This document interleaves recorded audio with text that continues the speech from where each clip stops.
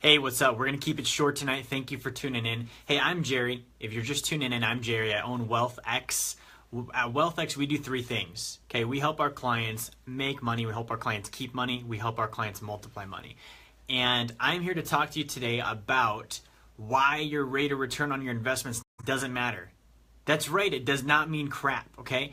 Before I talk about this, I want to have you share this stream. There are people in your life that need to see this. If you agree with it, like it, comment it, subscribe, all those things. Go to my website, www.wealthxpro.com. Now, I'm going to share with you why rate of return does not mean anything. Okay, so we're going to look at two investments right now. And the first investment has a 24% rate of return. Okay, the second investment has an 11% rate of return. Which one do you want? Okay, now before we answer, I'm going to jump through some bullet points and tell you why rate of return means absolutely nothing. Jordan Thompson, thanks for watching. Hope you're doing well, man. Hey, we need to connect. Hey, go ahead and like, share, comment. So, a few reasons why rate of return does not matter.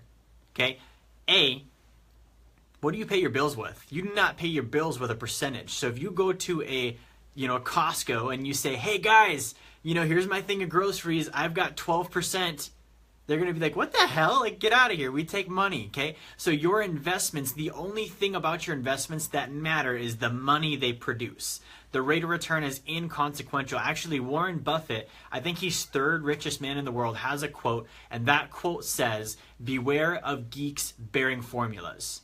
What is rate of return? It's a formula, okay? It doesn't mean anything. Okay, here's the second thing. The second thing, there are so many different variations and measurement of rate of return that it is almost impossible to determine A, is it correct, and B, does the rate of return actually have accuracy? Okay, Chris Jones, thanks for watching. If you're tuning in, please share this. I want to tell you why your rate of return does not matter on your investments. That's what we're talking about today. Okay, so there's a couple different ways to measure rate of return. There's one called average annual return. If you have an average annual return on your investments, it's BS. It means that you probably have mutual funds or you have stock market based investments. It's not a real number. I played that game. I sold those products for 5 years. It's dishonest. It's false. Okay, if you're measuring your rate of return, there's also what's called compounding annual growth rate. If you're not being told the compounding annual growth rate of your investments, then you don't actually know what your investments are producing on a year-to-year basis. Okay, there's also yield. There's also cumulative rate of return. Okay, there's so many ways to measure it that if you're just talking rate of return, I might be talking about cumulative and you might be talking about average annual, and we have no idea. Right? Now, the reporting on those rate of returns usually don't tell you. So if you're looking at your mutual fund statement and you've got an Ed Jones account or a Waddell and Reed account or a New York Life account, it's not going to tell you the actual rate of return. It's going to give you average annual, and it probably won't disclose that it's average annual. And it does not usually include the fees that you're paying, which are gigantic, by the way. Now, the last reason that I'm going to share with you on why rate of return does not matter. Any investment, and I hit this with point one, any investment you make, the only thing that matters is the yield. Okay, what is the yield? The cash flow, the monthly income, the money you receive. Okay, so let me ask you a question. If you had a golden goose, right, that hatched golden eggs, would you sell the goose for income? No, you would sell the eggs. You would keep the goose, you would sell the eggs. Investments are no different. So therefore, if you're not going to sell the goose, the value of the goose does not matter. Where am I going with this? Rate of return accounts for appreciation and income. Okay? Appreciation means the goose became more valuable. Okay? If you don't intend to sell it, then that number does not apply to you. Okay? Now, the income, the yield is the eggs, right? Now, if you're hatching eggs out and you're selling those eggs for income, that number matters. So your rate of return, the only thing that matters with your rate of return is the yield. How much are the eggs worth? What is my income I'm being paid? Okay? So that's why rate of return means absolutely nothing. So back to my first scenario, we're going to wrap up here. We have two investments. One of them has a 24% rate of return. One of them has an 11% rate of return.